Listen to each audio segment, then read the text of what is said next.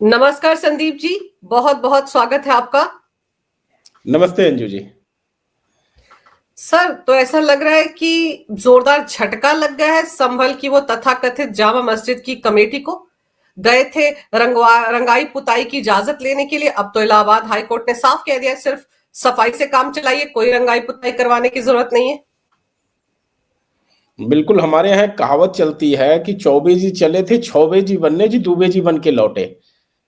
तो वही कहावत हो गई कि आज ये लोग गए तो थे कि किसी तरह से कुछ प्रोटेक्शन मिल जाए, और जिसके चलते इस बीच का फायदा उठाया जाए जब तक कि प्लेसेज ऑफ वर्शिप एक्ट वगैरह पे मामला लंबित है और सुप्रीम कोर्ट में मैटर चल रहा है, कि अंदर खाने कुछ चीजों को और मैनिपुलेट कर लिया जाए। लेकिन हुआ क्या कि कहानी उलट पड़ गई। कहते हैं ना, जब आपके पास सक्षम टीम होती है या कमिटेड लोग होते हैं काम करने के लिए, तो मामला ऐसे ही रिवर्स गियर में चला जाता है। यहां पर बात हुई थी रंगाई पुताई की, लेकिन किताब तो पढ़ते नहीं, पढ़ना चाहिए था। किताब में रंगाई पुताई का काम तो आपका है नहीं, माना कि भारत में रंगाई पुताई के काम पे आपका अच्छा खासा कब्जा है, लेकिन यहाँ का रंगाई पुताई कौन करेगा या कौन करवाएगा, इसके लिए तो आपको एसआई एक्ट पढ़ना चाहिए था, प्रोटेक्टेड मॉन्यूमेंट एक्ट पढ़ना चाहिए था। लेकिन ये सब तो आप पढ़ोगे नहीं, आपकी लीगल टीम भी नहीं पढ़ेगी। सबसे बड़ी दुख की बात तो यह है कि लीगल टीम भी कभी कभी ऐसे काम करती है भावनाओं में बढ़ करके कि लगता है कि कानून की उन्हें बेसिक नॉलेज है भी कि नहीं है। भीड़ ने कह दिया, फैसला हो गया जुमे के दिन शुक्रवार को कि सुप्रीम कोर्ट जाना है, हाई कोर्ट जाना है, तो चले गए। और पहले एक चीज ऐसी भी चलती थी कि रिलीफ भी उसी तरह मिल भी जाती थी, बिना टेक्निकलिटी में गए हुए या बिना कानून को पढ़े हुए, इस तरह से चीजें होती थी। लेकिन जब बात आप करेंगे कि एक प्रोटेक्टेड मॉन्यूमेंट के लिए किसी तरह की उसमें एक्टिविटी करने के लिए, तो definitely ASI is the ultimate authority, जिसके पास ये पावर है। तो हाईकोर्ट ने वही किया कि हाईकोर्ट ने पूछा भाई कि आप अपना स्टैंड बताइए। तो हाईकोर्ट ने तो अपनी स्टेटस रिपोर्ट फाइल करी। अब हाईकोर्ट ने जो स्टेटस रिपोर्ट फाइल की है अंजू जी, वो बहुत ही चौंकाने वाली है। क्यों? क्योंकि जो बातें स्टेटस रिपोर्ट में आ रही हैं सामने, देखने में आ रहा है कि जो लोग मैनेजमेंट के लिए जिम्मेदार रहे हैं या जो लोग उन चीजों को देख रहे हैं, उन लोगों ने स्ट्रक्चरल चेंजेस किए हैं अंदर। मतलब कि ऐसी चीजें करना जिसके बारे में मतलब आप इमेजिन भी नहीं कर सकते, पूरी की पूरी फ्लोरिंग ही बदल दी। एक प्रोटेक्टेड मॉन्यूमेंट की फ्लोरिंग बदल दी, गाढ़े रंग से पुताई कर दी। तो इन सब चीजों से एक बात तो समझ में आ रही, कुछ तो छुपाने के लिए है। बिल्कुल। और जब ये शक हो गया कोर्ट को, तो कोर्ट ने कहा भैया अभी हम जो है आपको रंगाई पुताई के लिए परमिशन तो नहीं देंगे। आपको अगर एसआई के रिपोर्ट पे कुछ कहना है तो आप अपना रिपोर्ट फाइल करिए, आप भी अपना जवाब दाखिल करिए, और अगर जवाब में कुछ लगेगा कि आपके बात में दम है तो उसको भी हम देखेंगे। लेकिन रंगाई पुताई के नाम पे हम फिर आपको मौका दे दें कि उसमें कुछ और आप 3-5 करें या फैब्रिकेशन करें, अल्ट्रेशन करें, और एसआई को बाहर रखा जाए परिदृश्य से, तो ये चीज तो नहीं चलेगी। और इसीलिए देखा आपने कि अदालत ने अपने फैसले में अभी फॉर द टाइम बिंग किसी तरह का कोई भी एक्टिविटी करने के लिए रोक लगा दी है। और सर, एक ही चीज कहा है कि अपना रिपोर्ट के खिलाफ रिप्लाई अगर कुछ आपकी बनती है तो आप दाखिल करिए, उसको हम कंसीडर कर लें, जिसको कल की आपकी टीम ये रोना धोना ना शुरू करे कि नीचे की कोर्ट में हमारी बात सुनी नहीं गई। क्योंकि सुप्रीम कोर्ट की टीम तो बैठी हुई है यहाँ पे अंजू जी, कहते हैं ना सर, एक टीम पूरी तैयार जी। सर, एक चीज ये समझा दीजिए कि ये एएसआई प्रोटेक्टेड मॉन्यूमेंट था, शुरुआत से था, उसके बाद क्या ये जो मस्जिद कमेटी इन्होंने कब्जा कर लिया और एएसआई को पता भी नहीं चला और इन्होंने फ्लोर तक बदलवा दी, वह टाइल्स लगा दी और अंदर इतने बड़े पैमाने पर बहुत सारी चीजों को छिपाने के लिए उसके ऊपर रंग पोतन कर दिया और एएसआई को पता भी नहीं चला, तब तो ये और गुनहगार है सर। एएसआई के हिसाब से इन्होंने मतलब एएसआई को धोखा देने के लिए सब कुछ किया या एएसआई की नाक के नीचे ही सब कुछ किया गया, तो ये तो एक क्राइम हुआ ना। नहीं, मैं इस बात को मान ही नहीं सकता कि एसआई को पता ना हो। अच्छा। The environment was not such, वातावरण ऐसा नहीं था कि एएसआई इस बात को कह सके। सीधी सी बात मैं कह रहा हूं। मैं जैसे कहता हूं ना कि किसी भी एरिया में कलेक्टर भी होता है, पुलिस भी होता है, कप्तान भी होते हैं, लेकिन उनको उस एरिया में काम करना होता है तो वहां से लोगों से बात व्यवहार बना करके चलते हैं। तो एएसआई को भी अपना काम उस बिल्डिंग के अंदर करना था। तो जब तक शासन प्रशासन में ऐसे लोग थे, उनके हिसाब से आप जानते हैं कि जो सरकारी बाबू होता है या सरकारी अधिकारी होता है, कभी भी राजनीतिक सत्ता में जो दल बैठा हुआ है उससे जो है किसी तरह से टकराव नहीं लेता है। और जब सत्ता में बैठे हुए दल ही प्राकृत कहते हैं कि जो संरक्षित स्मारक हो उसको कन्वर्ट कराने के लिए एक तरह से कहें कमिटेड हो, तो भला कौन सा अधिकारी अपनी प्रमोशन, अपनी ट्रांसफर, अपनी इन सब चीजों को जो है किसी तरह से इफेक्ट होने देगा। तो जब सत्ता में बैठे हुए लोग ऐसे थे जिन्होंने एक जगह को अभी तक ये डिक्लेयर करा के रखा हुआ था कि केवल और केवल एक धर्म विशेष के लोगों की वो जगह है, आज पता चल रहा है ना हम लोगों की, जब खुदाई हो रही है, योगी जी की पुलिस और टीम और सारे लोग मिलकर के कर रहे हैं कि वहां पे कुएं हैं, वो मंदिर के अवशेष है, सारी चीजें लोगों को पता चल रही है। हम आप इतने सालों से संभल को तो जानते थे कि भाई एक पार्टी विशेष का गढ़ है, एक धर्म विशेष के लोगों का गढ़ है, और वहां मतलब हम लोगों का तो कुछ नहीं है, क्योंकि 70 सालों से तो हम लोगों ने भुला ही दिया है उस चीज को। तो जब सत्ता में ऐसे लोग होते हैं तो एएसआई जैसी संस्था हो या कोई भी हो नहीं बोल सकती है उनके खिलाफ। और आज जब एएसआई को भी मौका मिला है हम सच्चाई सामने रख सकते हैं, तो अदालत में सच्चाई रख रहे हैं। तो सर फिर तो एएसआई के उन अधिकारियों पर भी सवाल उठा सकती है अदालत जो जब तैनात थे और उनकी नाक के नीचे सब कुछ हुआ। एएसआई को तो नियम कायदों के हिसाब से चलना चाहिए था। तो वो अधिकारी अगर डर गए या उस वक्त की सरकार के इशारे पर आकर उन्होंने इस इलाके को छोड़ दिया, इस मस्जिद को एक धर्म विशेष के लिए छोड़ दिया, तब तो वो भी तो फंसेंगे ना। उनके खिलाफ भी तो कार्रवाई होनी चाहिए कि कैसे फर्श का फर्श चेंज हो गया सर, अंदर स्ट्रक्चरल चेंज कैसे हो गए और एएसआई को पता ही नहीं चला। और आज एएसआई एक्टिव है क्योंकि प्रशासन और सरकार वहां बदली हुई है। देखिए बात तो सही है आपकी कि अधिकारियों के खिलाफ कार्रवाई होनी चाहिए, लेकिन अल्टीमेट पर्पस देखा जाता है, अदालत भी कभी कभी कहते हैं ना पेंडोरा बॉक्स को उतना ही खोलना चाहती है जितनी जरूरत होती है।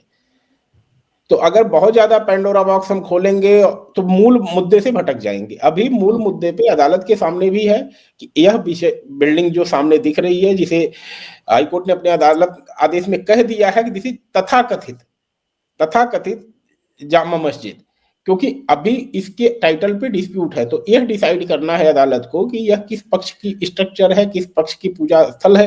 तो इन सबको निर्धारित करने के लिए जब तक अदालत को इन सब पे फोकस करना है, न कि उन चीजों पे कि जो पीछे की डेट में हुई हैं।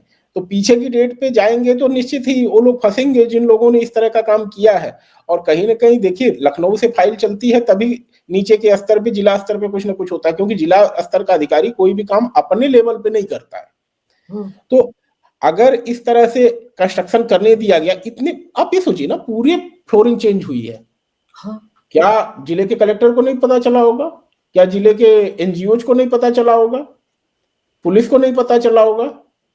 क्योंकि टाइल्स तो ऐसा तो है नहीं कि वहीं अंदर पकाई गई होगी, टाइल्स तो कहीं बाहर से ही आई होगी, काम भी सारा चला होगा, मलबा भी निकला होगा, लोगों ने पूछा भी होगा मलबा किस चीज का निकल रहा है। लेकिन क्योंकि लोगों ने मान चुके थे, मैं कह रहा हूं मानसिक गुलामी जो हमारे भारतीयों की है, मुझे इस बात को कहने में बड़ा कष्ट होता है, हमारी मानसिक गुलामी जो थी, हमें मान चुके थे कि ये तो हमारी स्ट्रक्चर है ही नहीं, तो हमें क्या लेना देना, हमें क्या करना। और इसीलिए फ्री हैंड कंस्ट्रक्शन हुआ, ना किसी को कंसर्न था, ना किसी को मतलब था। आज तो हम इन सब चीजों पे सवाल उठा रहे हैं ना, इतने जागरूक हो गए हैं कि कहीं भी कोई भी बात आती है। आपने देख लिया कि अभी कुछ दिन पहले आगरा में जब ताजमहल को पुणे के कुछ दर्शक गए थे देखने के लिए, तो एक गाइड मिसगाइड कर रहा था, तो उसको लोगों ने वहां नाक रगड़वा दिया, क्योंकि पता था कि अगर हम नाक रगड़वा देंगे तो यही ये ठीक हो जाएगा, इसकी आदत ठीक हो जाएगी। लेकिन अगर इसको आज हम स्पेयर कर देंगे तो 10 लोगों को और मिसगाइड करेगा शिवाजी के बारे में। क्यों? क्योंकि उन्हें पता था कि उत्तर प्रदेश में हमारे खिलाफ एफआईआर नहीं हो जाएगी। ऐसा नहीं होगा कि हम अभी ये काम करके ताजमहल से बाहर निकलेंगे तो हमें जो है पुलिस अरेस्ट कर लेगी। जब सत्ता में ऐसे लोग बैठे होते हैं जो कि अपने लक्ष्य के प्रति अस्पष्ट होते हैं, तो जनता भी अपने अधिकार और कर्तव्य स्पष्ट रूप से जानती है कि कहां उसे क्या करना है, और हर समय वह इंतजार नहीं करती है कि कानून की एजेंसीज या लॉ एनफोर्समेंट एजेंसीज ही काम करेंगी तभी ये काम होगा। तो इसलिए अगर जी सर, लेकिन देखिए कितनी बड़ी साजिश थी। इनको लग रहा था मस्जिद कमेटी को कि चुपचाप से जाएंगे इलाहाबाद हाई कोर्ट में, रंगाई पुताई का नाम लेंगे और कहेंगे रमजान आ रहा है तो देखिए रंगाई पुताई तो बनती है। और हो सकता है कि उनकी इन भावनाओं को समझते हुए रंगाई पुताई की इजाजत चुपचाप से दे दी जाए, एएसआई को बीच में लाया ही ना जाए। वो तो एएसआई वहां पार्टी बनकर पहुंचे, उन्होंने कहा कि ये तो प्रोटेक्टेड मॉन्यूमेंट है, आप दे ही नहीं सकते इसमें रंगाई पुताई का आदेश। तब कहीं जाकर बात बिगड़ गई। वरना साजिश तो पूरी थी ना कि अंदर रंगाई पुताई करवाकर सारे सबूतों को मिटा दिया जाए अच्छे से। वरना आप सोचिए नवंबर महीने में जो सर्वे के दौरान वहां पर हंगामा हुआ था, पथराव हुआ था, गोली चल गई थी, वो इसीलिए तो हुआ था कि सर्वे करवाना ही नहीं चाहते थे एएसआई से। इनको डर था कि पोल पट्टी खुल जाएगी।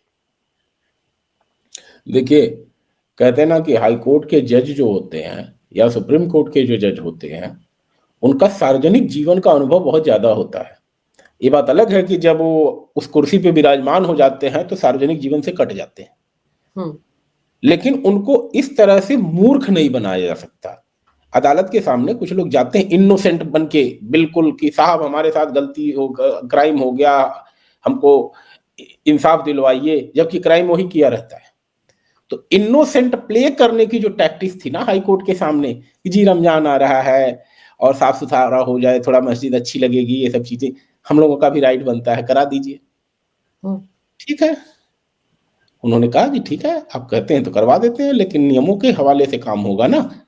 ये चीज इन लोगों ने सोचा नहीं था नियम नाम की भी कोई चीज होती है। तो ये चीज बैकफायर कर गई और जो काम नवंबर 24 में बचा रह गया था वो करने का मौका एएसआई को मिल गया है और एएसआई अब उस काम को मुकम्मल कर पाएगी। क्यों? क्योंकि एएसआई ने अपनी सारी बातें जो है आज अदालत के सामने स्पष्ट तौर पे रख दी कि कहां कहां पे अनऑथराइज्ड कंस्ट्रक्शन हुए हैं, अनधिकृत कंस्ट्रक्शन हुए हैं। मतलब उसका कहीं से भी एएसआई की तरफ से कोई परमिशन नहीं ली गई है, ना ही किसी तरह का डायरेक्शन दिया गया है, उसके बावजूद कंस्ट्रक्शन हुए हैं। तो वो तो कंस्ट्रक्शन रिमूव होने ही होने हैं। एएसआई को इस बात की राइट मांगनी चाहिए अदालत से कि जो भी इस तरह के कंस्ट्रक्शन हुए इनको रिमूव करने का हमको परमिशन दिया जाए। और मेरी यह रिक्वेस्ट है एएसआई से कि अगर इस वीडियो को अगर आप तक पहुंच रही है तो आप अदालत से इस बात की मांग करिए कि जो कोई भी चीज ऐसी है जो मैनिपुलेट करने की गई है उसको रिस्टोर करने की भी आप परमिशन मांगे। और अगर आपके पास कोई डॉक्यूमेंट्री एविडेंस है तो अदालत को दिखाएं कि this is the such and such situation जिसको मैनिपुलेट कर करके आज प्रेजेंट में ए स्टेटस बनाई गई है। जी। पर सर याद है आपको कि सुप्रीम कोर्ट ने तो सर्वे पे रोक लगा दी थी कि नहीं, संभल का जब मामला सुप्रीम कोर्ट पहुंचा था कि किसी और जगह का भी सर्वे नहीं करवाया जाएगा, जब ये प्लेसेस ऑफ वर्शिप एक्ट को लेकर भी वहां पर याचिकाएं डाली गई। और फिर हमने देखा कि संभल में ये सब की मंदिर है, वहां पर कितने सारे मंदिर सामने आए क्योंकि वहां पर इलीगल कंस्ट्रक्शन को लेकर जब बुलडोजर चला और वहां पर जो बिजली के अनाधिकृत कनेक्शन लिए गए थे उसकी जब खोजबीन की गई तो पता चला कि यहाँ मंदिर है। और अब सर्वे की इजाजत तो कहीं से नहीं दी गई, सिर्फ एएसआई को यह कहा गया था कि अंदर जाकर देखो रंगाई पुताई हो सकती है या नहीं, लेकिन सर्वे तो हो गया। ये तो योगी जी की महिमा ही नजर आ रही है यहाँ पर। योगी जी की महिमा है और प्लस ये कहते हैं ना कि भगवान किसी के मोहताज नहीं है। भगवान अपना जब समय आ जाता है ना तो स्वयंसेवक ढूंढ लेते हैं और उन्होंने आज की तारीख में ढूंढ लिया है। नहीं तो उत्तर प्रदेश की स्थिति हम सबसे छुपी नहीं है।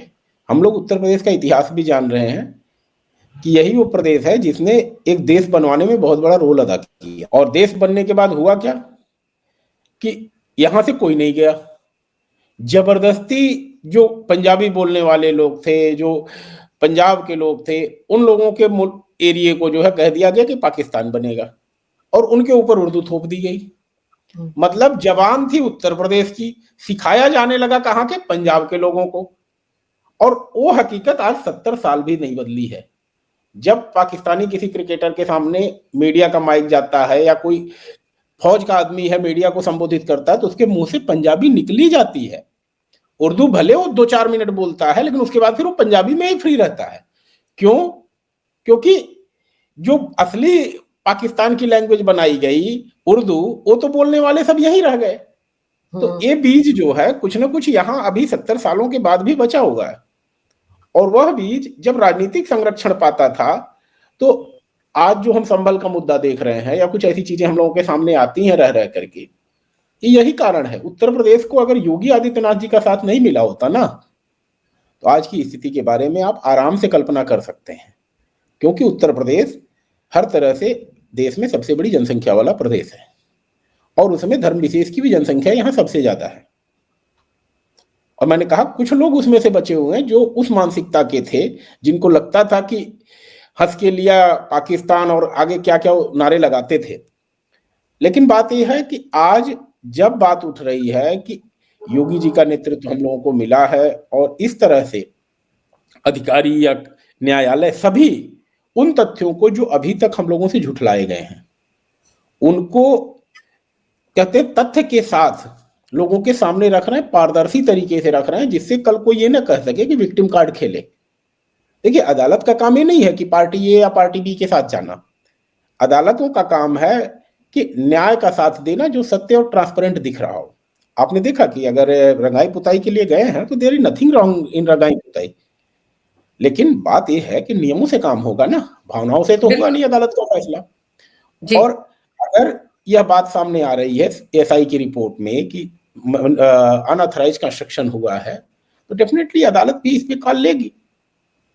सर यही बात तो नवंबर महीने में हुए सर्वे में आनी थी सामने, सर्वे होने नहीं दिया, इतना बवाल काट दिया गया। आप देखिए वहां पर इलाके के जो समाजवादी पार्टी के सांसद हैं जियाउर रहमान बर्क, भाई 1978 में जो दंगे हुए थे संभल में, उसके बाद ही तो कहा जाता है ना कि मंदिर वहां बंद कर दिए गए, मस्जिद पर भी एएसआई की प्रॉपर्टी होने के बावजूद कब्जा हो गया, अब तक चला रहा है। तो वो लोग यही तो चाहते थे कि वहां पर किसी ना किसी तरीके से रायता फैलाया जाए। टारगेट पर कौन था? विष्णु शंकर जैन ही थे ना टारगेट पर, वही तो गए थे सर्वे करने के लिए। लेकिन तब जो बात सामने नहीं आई, अब वो बात रंगाई पुताई के बहाने सामने आ गई। सर नहीं, रंगाई पुताई के बहाने, और मैं आपको अपडेट दे दूं कि एसआईटी के सामने विष्णु शंकर जैन जी पेश हुए हैं और उन्होंने ऑन रिकॉर्ड ये बात कही है कि there was a conspiracy to eliminate the whole team of survey. पूरी की पूरी टीम को खत्म करने की साजिश थी। उन्होंने ऑन रिकॉर्ड एसआईटी के सामने बयान दिया है। तो यह बहुत ही गंभीर मसला बनता है अगर एसआईटी के सामने इस तरह का बयान दिया गया है, क्योंकि बिना किसी कॉन्स्पिरेसी के जिस तरह से वहां दंगे हुए, जिस तरह से गोलियां चली, वो किसी प्रॉम्प्ट एक्टिविटी को हम नहीं कह सकते। उसके लिए एक प्री मेडिएटेड माइंड होने की आवश्यकता है और वह व्यक्ति कोई सामान्य व्यक्ति नहीं हो सकता, वह ऐसा व्यक्ति हो सकता है जो इन्फ्लुएंशियल पर्सन हो उस एरिया का, जिसका प्रभाव हो। क्योंकि जब प्रभाव वाला व्यक्ति खड़ा हो जाता है, लोग कहते हैं ना कि एक प्रभावशाली खड़ा हो जाता है तो उसके लोग 10 लोग तैयार हो जाते हैं, कमजोर के लिए नहीं खड़ा होता। तो अगर कोई पथराव कर रहा है और उसके सामने उसका बॉस खड़ा है दबंग की तरह बन करके, तो उसकी तो हिम्मत 4 गुना बढ़ जाती है। लेकिन ये नहीं सोचता है कि आज वो स्थिति नहीं है, बॉस तो वही है लेकिन उसके ऊपर एक जो सुपर बॉस लखनऊ में बैठा हुआ है। पहले वाली स्थिति थी कि दोनों के बीच ट्यूनिंग बहुत अच्छी होती थी, आज यहाँ ट्यूनिंग वो चीज नहीं है।